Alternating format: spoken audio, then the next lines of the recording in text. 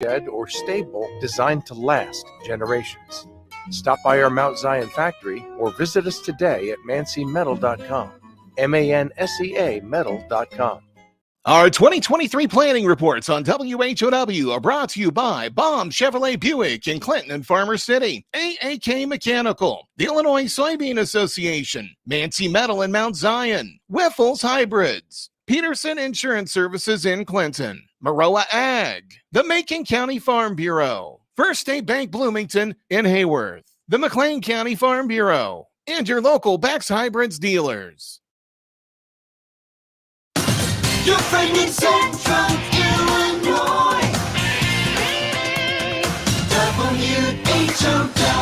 Top of the morning. Thanks for being with us. I'm your host today, Seth Lawrence. The WHOW Morning Show streams to Facebook and YouTube, brought to you by Peterson Insurance, your Pekin Insurance agent in Clinton. My guest in studio today, Curt Homann, is the Executive Director of the DeWitt County Development Council. Good morning, Curt. Good morning, Seth. Happy spring to you, my friend. Thank you very much. So nice outside. Let's just like keep it here, you know. It looks like it's going to be I here hope for so. a while. Oh gosh, I hope so. From your lips to God's ears. But let's dive into Curt. And we were talking here before we got started. It's been about a year since you and I caught up, and you were introduced as the Executive Director of the DeWitt County Development Council.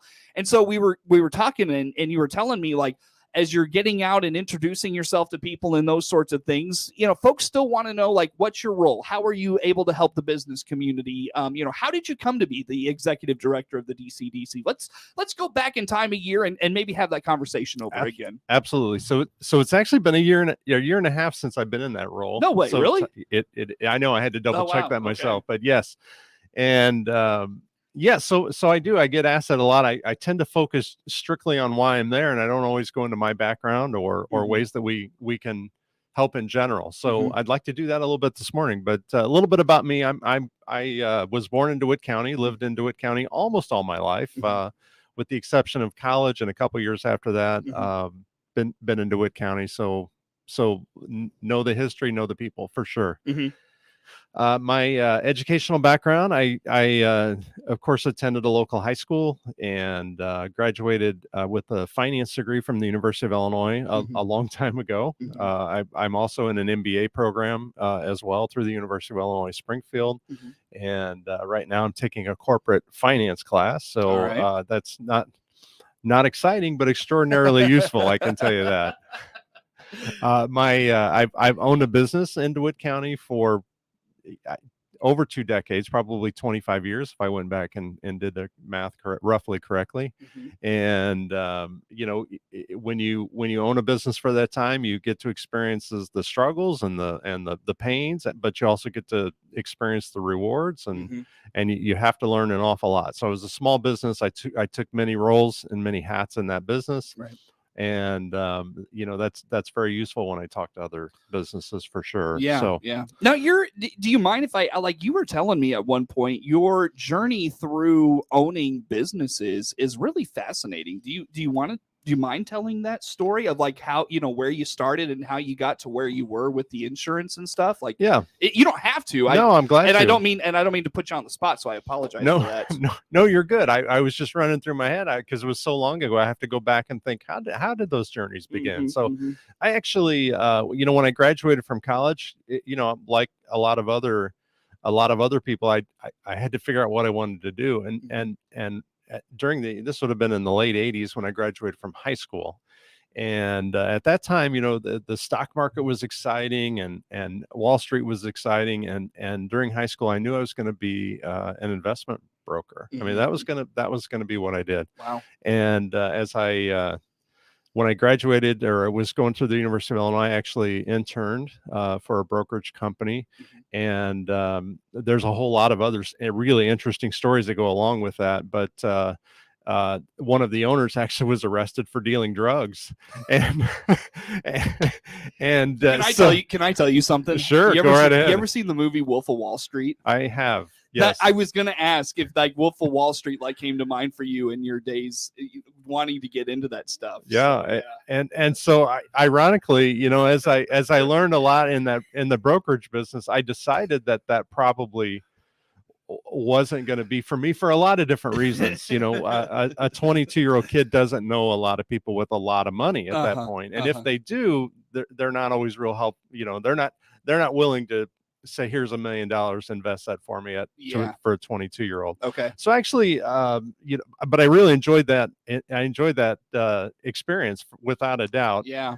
Even Probably high paced and or fast paced. It kind of was. I actually did, believe it or not, I researched companies, and the brokerage firm used my research to make recommendations. And I always felt bad about that, because I thought, man, I'm 22. I hope they know this is coming from a 22-year-old. And but I was pretty spot on most of the time. Yeah. So I will throw that out there. Yeah, there you go. But that being said, I did decide, you know, hey, the insurance, which is similar in many respects, because there are some investment aspects to the insurance world as well. So that was an easier transition to get into. So I jumped into that business. About 10 years later, I added real estate. A local person was wanting to sell their real estate business, and I eventually met with them, and it made sense. And real estate actually became, you know, my prime income producer for me for a lot of years. And I did both of those for a long time. Now I worked literally all the time. There was no downtime except for when I slept. And sometimes that was in question too. But literally 7 days a week for, you know, 10 to 15 years. Wow. And it probably in that time I had maybe one vacation where, you know, that was longer than a day. So it was a busy, tough time. And in terms of, and the business was going great, but I just didn't have a lot of extra time as my kids were growing up and those things. Yeah, sure. So that, you know, that's really where that eventually led to. Finally, I decided it was time to get out of some of that business, because I wanted to be able to spend, you know, more time with family and do fun things and take vacations and those types of things. So I looked at selling, which I did. Sold my insurance business. The real estate business, I just let it go away. I did try to find a potential buyer. It didn't work out quickly enough for me. And then I went to work for a hospital, ran their foundation, the investment side of it, the fundraising side of it. And then this opportunity with DCDC came up, and it was a chance. Initially, I thought, well, I can slow my pace down one more step, but that hasn't been the case. It's been quite a bit busier, and especially in coordination with the Warner Hospital Foundation role as well. So you took kind of both of those on at the same time. I did, yeah. They were within a couple of weeks of each other officially, but yes, about the same time. And then of course I do all kinds of other, you know, other volunteer work and other, you know, I get asked to do a lot of things, and I have a hard time saying no. But I've been involved with the Farmer City DeWitt County Fair for a long time. I've been president in that role for the last few years. This weekend's the Kentucky Derby. I'm a horse race fan and kind of fanatic, so that'll be part of my weekend plans. But I've been asked, and I've delayed, and I've put this off, and I'm not going to do it. But there's a statewide horse organization that's trying to be formed, and they actually wanted me to do that and coordinate it and kick it off. And I just don't have, as much as I would love to see that happen, I just don't have the time ability to do that at this point. A large budget, but I can't. Yeah. So here we are with you in studio with us as the DCDC executive director. So talk a little bit, Curt, about, just folks as they get to know you, what are they learning about your role at DCDC? What should they know about your role at DCDC? So most important from a personal perspective is I have a ton of background knowledge with with business. I certainly don't know everything about every business clearly, but I've got a ton of general knowledge and a ton of those things. So oftentimes people will ask, well, my business is going great, I don't necessarily need to meet with you. Most of the time, I'm just popping into a business, and eventually we have conversations, and in those conversations we realize there is a way to help. So maybe it's a good idea that I just share a little bit about what's a typical day for me. What was yesterday like? So yesterday I had 2 existing business meetings, and these were actually set down, planned meetings where we actually talked about business issues, nothing serious by any means. Sometimes ways that they could help DCDC, and sometimes ways that DCDC could help that individual business. And then I had a new business sit down, and really that business has done a lot of, or that potential business has done a lot of planning and a lot of work. And as we sat down, we were just, I was having them explain what they're wanting to do, what they're going to be doing. That they were pretty prepared, and I really felt like, okay, they were pretty well on, where they needed to be. Well, all of a sudden they mentioned a business location that they were interested in, and I threw out, I'm so glad you said that, because I talked to that facility, that location, the people that own that location, literally days ago, and there's some good options there. And I think actually we're going to try to work out some connections there to get that that business located in a certain spot. Okay. So really that was one of our focuses from the other day. Yeah. This weekend, I'll tell you my what I'll be doing other than the Kentucky Derby this weekend.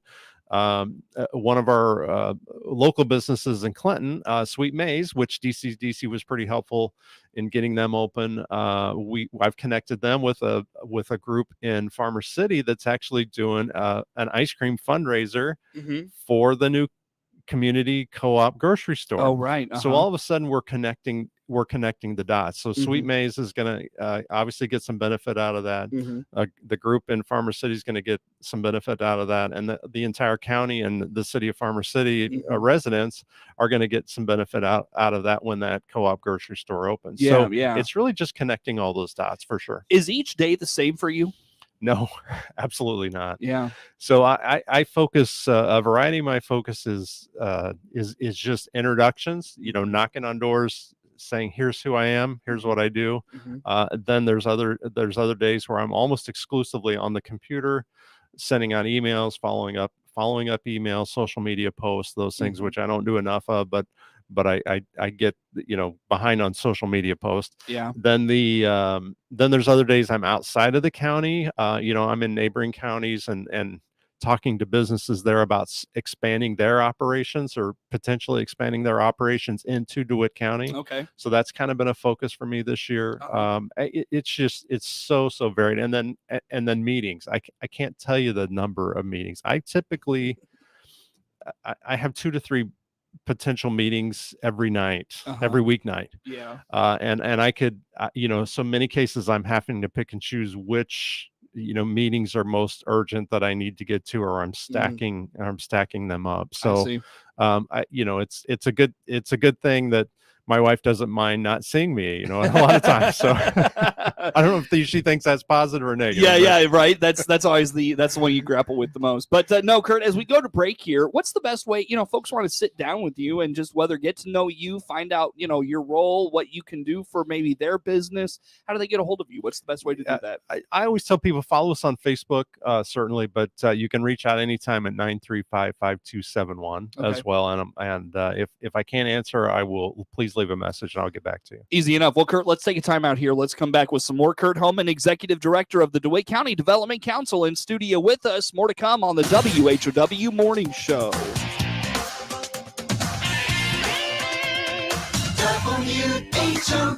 WHOW.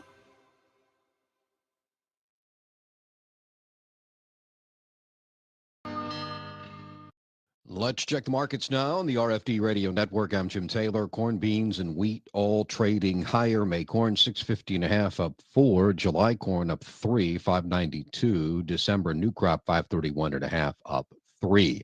May beans 1468 up 19.5. July beans up 17 3/4, 1435.5. And November new crop 1276 1/4 up 7 3/4. May Chicago wheat 631.5 up 5 1/4. July wheat 649 3/4 up 4 3/4. May bean meal 429.80 up 250. May bean oil 52.27 down a dime. Livestock market, May feeders 204.37 up 72 cents. June live cattle 163 even up $1.42. May lean hog 76.10 down 97 cents. Energy market at this hour, June crude oil future 71.70 up $3.14. Jim Taylor, RFD Radio Network. Around Illinois, communities are seeing the benefits of harvesting the wind. In a recent study released by Power Up Illinois, clean energy projects have paid over $300 million in property taxes statewide to date, over $53 million within McLean County alone, helping build new school facilities, improve roads, and keep the tax burden off local property owners. Apex Clean Energy is a leading developer of wind and solar, partnering with major companies like Cargill to bring investment to local farming communities. Let's harvest wind together. Ace is the place with the helpful hardware, folks. Ace now offers free assembly and free delivery, so it's never been easier to get a great grill for your family, like a Weber gas grill, a Traeger wood pellet grill, or a Big Green Egg charcoal grill. Only at your neighborhood Ace. Around the block. What you need in stock. With people who know their grills.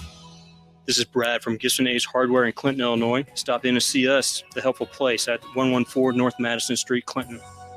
See participating store for details. I'm Len Casper, the voice of the White Sox Radio Network. The Sox are right here on 92.3 FM in DeWitt County, WHOW. Sponsored by Warner Hospital and Health Services, Liberty Village. Love It Once More Thrift Store, Keith Wade, your country financial representative, all in Clinton, and ServPro of Pyatt DeWitt counties, the leader in cleaning, restoration, and construction.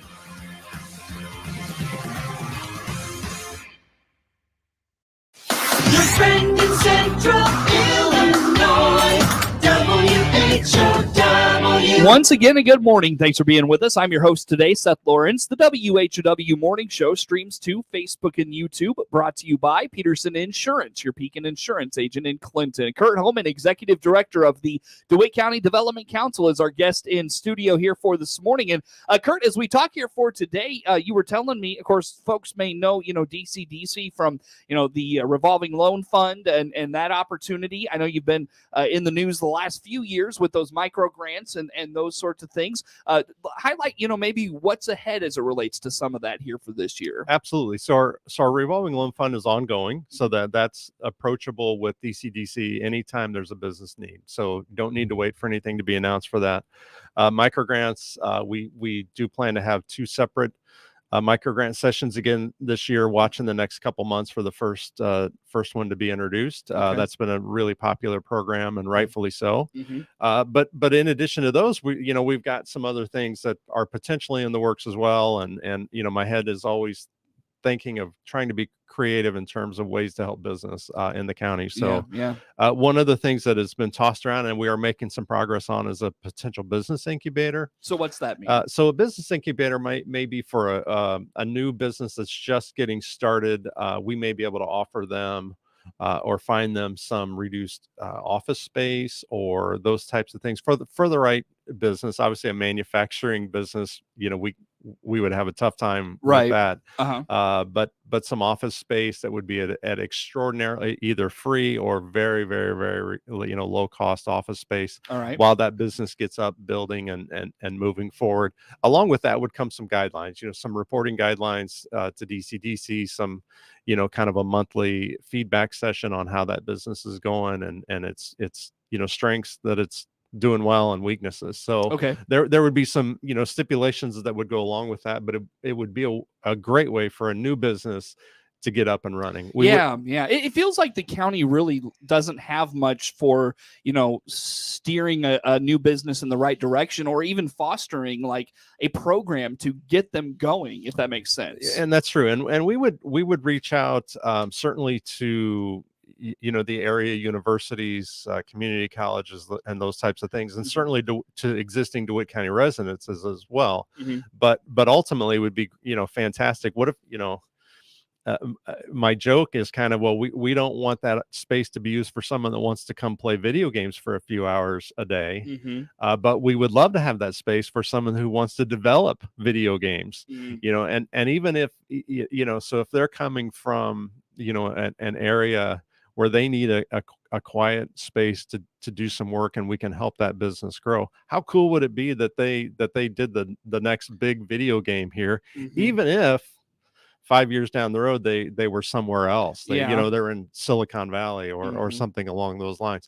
But the idea, of course, is if we could pull business out of the area Mm-hmm. to come here because of this incubator program. Mm-hmm. Many of those might stay as they become successful. Many of those may stay in DeWitt County, and that's the goal. No question. Well, Curt, I've got about a minute here with Okay. you still. What else are you working on, or what else is kind of ahead for you? You know, we've really shifted our focus to you know, we want to encourage residential growth, certainly. So we're trying to connect, you know, we're trying to connect development with the cities and communities in DeWitt County. And then, of course, in part, kind of in combination with that incubator program, you know, a new business boot camp / training program as well. We're quickly finding we have streamlined our budget immensely. I mean, there is zero waste in our budget at all. Mm-hmm. And so we're finding that we're going to be constrained by our budget, unfortunately, at this point. So we really do hope, you know, we really do hope that some of the business investors, you know, continue to support us, and that, you know, that the county and cities come on board as well, because we're really making some big strides, and we've got big plans in the future. Yeah, so you're going to need to focus on that too down the road. We are, yeah, for sure. Absolutely. Well, Curt, if folks are interested in just learning more about DCDC, whether it's supporting you, talking with you, best way to learn about the council? Follow us on Facebook, DeWitt County Development Council. Reach out via phone, 217-935-5271. I'd love to connect, even if you don't think you need it. And I can almost assure you we can help almost every business. Sure. Very good. Curt Homann, Executive Director of the DeWitt County Development Council. Network News on the way. The Big 1520 WHOW Clinton, 92.3 FM.